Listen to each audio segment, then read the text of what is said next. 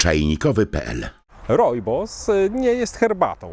Warto o tym mówić, chociaż pewnie wszyscy już o tym wiecie. Niemniej potocznie mówimy na wiele rzeczy herbata. Wszystko, co się parzy, właściwie to jest u nas herbata. Tak samo rooibos, można powiedzieć herbata rooibos, ale często mówimy herbata czerwona rooibos. A to sprawia, że już zaczynamy gdzieś plątać może rooibosa z herbatą przez duże H jednak.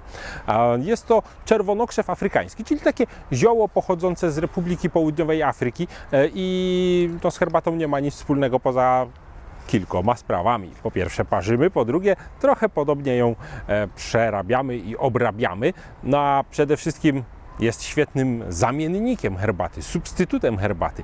Dobra dla osób wieczorem, które sobie nie życzą kofeiny przed snem. Dobra dla dzieciaków, które może nie powinny przyswajać jeszcze tyle drażniących substancji, które znajdziemy w herbacie. I dobra właściwie na każdą okazję. Rooibosa po raz pierwszy opisano już w XVIII wieku. Dokonał tego uczeń samego Linneusza. Na pewno znacie pana. Wprowadził i wymyślił dwuczłonowy system nazywania świata ożywionego właściwie. Także jesteśmy homo sapiens właśnie dzięki niemu. No i w ogóle naturaliści i botanicy z tamtych czasów mieli manię wszystko nazywać, jak to wszystko było jeszcze nie nazwane właśnie tymi nową nomenklaturą, nową systematyką, więc poruszali się po całym świecie i nazywali. No i właśnie on również wybrał się w wyprawę do Azji i do Afryki, no i tam między innymi opisał rooibos. No więc nic właściwie dla nas to nie znaczy, bo nie była to jeszcze popularna do picia roślina w Europie.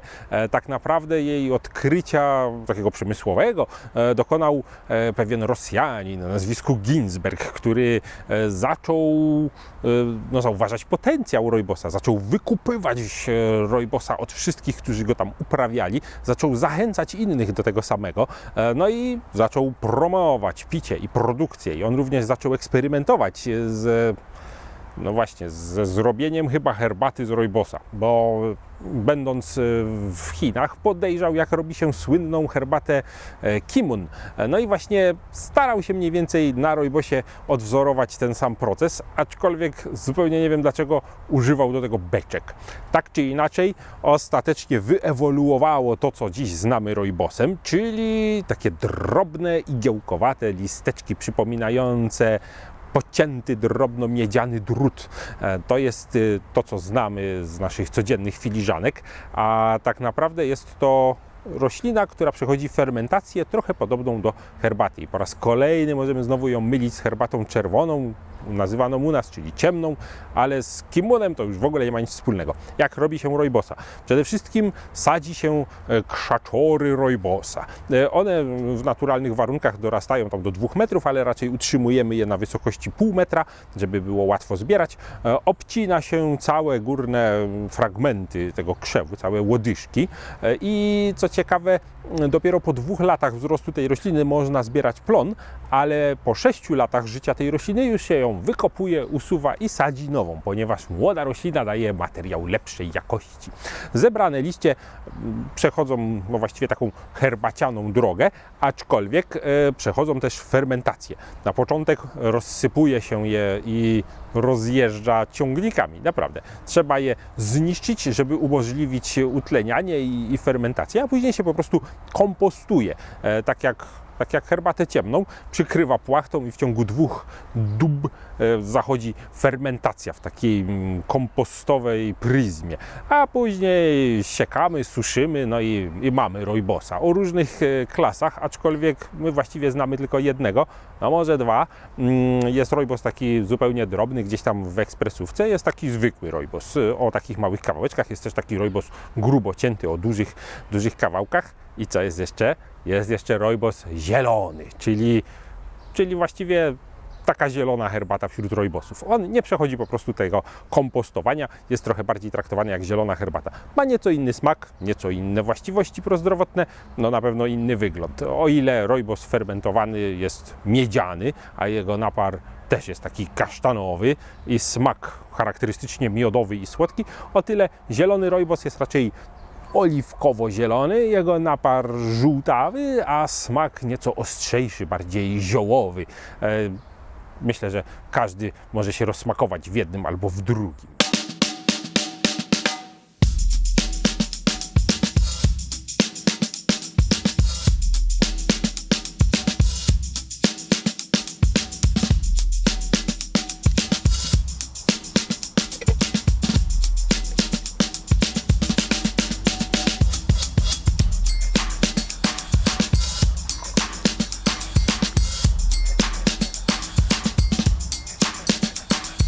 Jak widzicie, parzenie rojbosa nie powinno nastręczać trudności nikomu.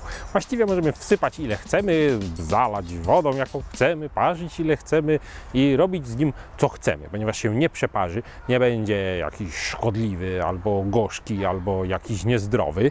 Może być co najwyżej trochę niedoparzony, jeżeli przesadzimy w dół. Używamy standardowo wrzątku, parzymy kilka minut, od 3 do 5, zwykle łyżeczka na filiżankę, czy jak kto tam woli, 2 gramy na 100 ml. No i możemy robić inne rzeczy z rojbosem. Możemy go zaparzyć na zimno metodą cold brew, a nawet możemy go gotować. Co więcej, uczeni dowiedli, że największe stężenie prozdrowotnych substancji w rojbosie właśnie uzyskujemy wygotowując go, a mimo to nie traci na smaku. A jak już o tym mowa, to warto sobie powiedzieć, po co pić rojbosa? Poza tym, że jest smaczny i poza tym, że można, jeżeli się na przykład nie chce kofeiny wieczorem i chce się dać dzieciom i tak dalej, czyli o czym już mówiliśmy, co nam daje takie picie rojbosa? Otóż rojbos jest bardzo zdrowy i ma doskonały wpływ na nasze ciało od stóp do głów. No i ja właśnie w tym kierunku, chyba że wolicie od głów do stóp, to pójście w odwrotnej kolejności.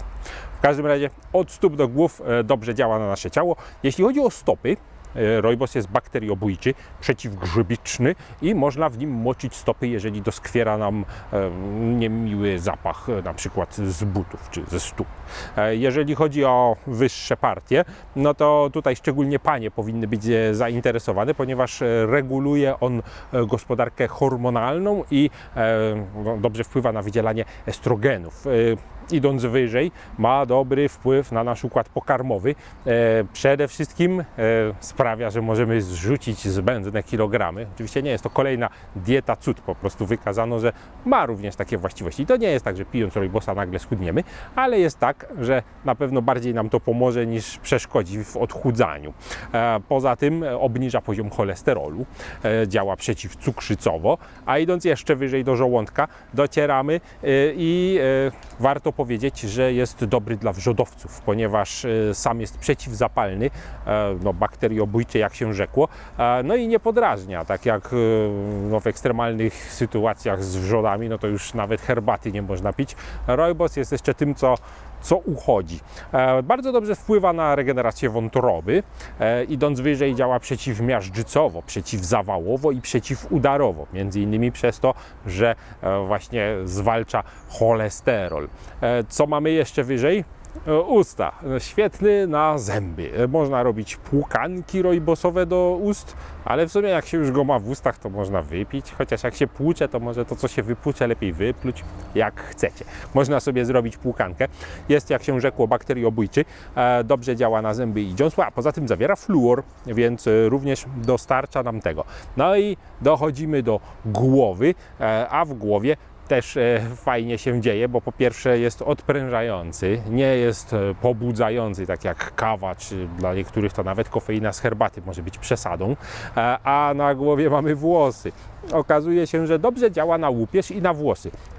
Ogranicza łysienie, ogranicza łupież, wzmacnia włosy, można sobie zrobić szampon z rojbosa? Jest coś takiego. Zauważcie, można kupić rojbosowe szampony, można zrobić samemu, ale tutaj bardziej chodzi o płukankę do włosów. Można po prostu zaparzyć albo nawet wygotować mocnego rojbosa, wypłukać włosy, mamy się doskonale. Co do całego ciała, dobrze działa na poparzenia, jeżeli nam się zdarzą, czy to słoneczne, czy inne, możemy sobie robić okłady.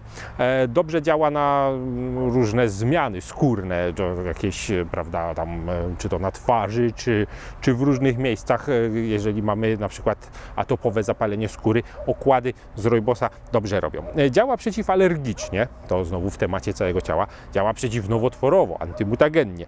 No i obniża stres oksydacyjny. Jest tutaj bardzo dużo polifenoli, które niektóre nawet opisano tylko tutaj i noszą nazwy związane w ogóle z rojbosem, więc jest to no, dla naszego samopoczucia, dla naszego zdrowia i dla naszej odporności kluczowe. Kiedy sobie wyłapiemy wolne rodniki z ciała, czujemy się lepiej. Poza tym dostarczamy sobie dużo mikroelementów.